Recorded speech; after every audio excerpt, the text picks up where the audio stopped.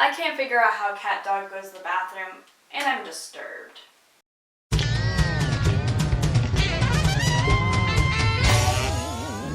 Hi everyone, I'm Miss Scarlet in the Study, and welcome to another episode of Blinded by Nostalgia, where I decide whether we are all delusional and clinging on to the last bit of happiness from our childhoods. Today I'm talking about one of the most anatomically advanced shows from the 90s, CatDog. I remember CatDog being one of those shows in my main TV watching regimen as a kid. That being said, I have not revisited this show since elementary school. Until now. I just watched the pilot episode of CatDog, and I'm about to tell you whether CatDog stands the test of adulthood, or whether I, along with all of you diehard CatDog fans, are completely blinded by nostalgia. First of all, this may be one of the best theme songs ever written for a cartoon. Even before I rewatched this episode, I regularly jam out to this song, regardless of who's watching, and yeah, it still holds up. So each episode of CatDog had two 10-minute stories. The pilot episode had one called Doggone and All You Can't Eat. Now, rewatching this, I felt like they were incredibly short stories, which is strange because as a kid I thought these were much longer than they actually were. It could be that I just had an incredibly short attention span as a child. That being said though, I don't think the length of the episode takes away from the actual content of the show. So both stories in the pilot follow the same formula of cat and dog getting into a situation and then getting right back out of it. I think if they actually dwelled longer on the problem, it would take away from the show. It would take away from that fast-paced humor and the ridiculous shenanigans that make the show what it is. So I only rewatched the pilot episode of the show, so I'm not an expert on Cat and Dog's character development over the 4 seasons of the show.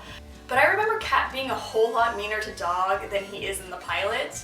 I mean, the whole first half of the episode is Cat wishing that he didn't have to do everything with Dog, and then immediately mourns the loss of his friend even though he is still freaking attached to his body.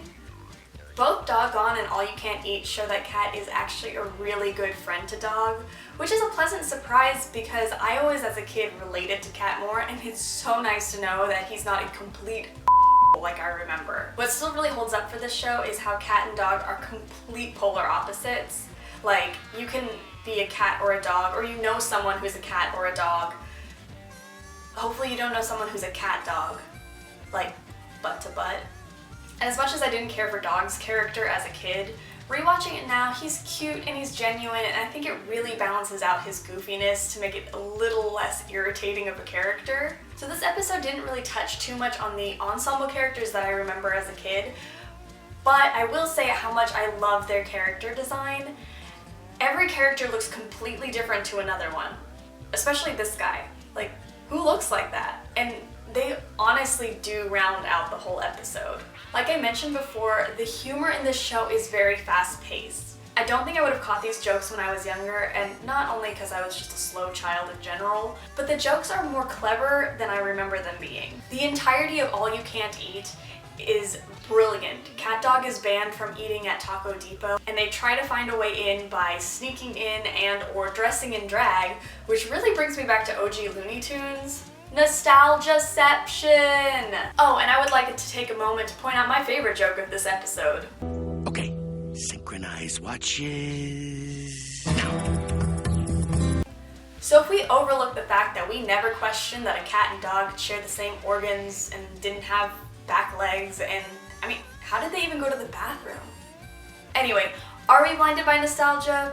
No, I think the show's a little dated now, but I still see kids enjoying it and parents being able to enjoy the jokes that go over their kids' heads. Heck, if you're a childless 20-something, put this show on, relive your childhood. The animation style is awesome, and come on, who wouldn't want to live in CatDog's house? Thank you guys so much for watching this video. If you liked it, please hit subscribe. I put out a new video every Wednesday, and you do not want to miss out on the rest of the Blinded by Nostalgia series. Also, if you have a favorite TV show, movie, or game from your childhood, leave it in the comments below, and I might do an episode on whether you are blinded by nostalgia or not. I hope you have a great rest of your day, my lovely people, and I will see you next week. I'm about to go binge watch the rest of the series and avoid my adult responsibilities.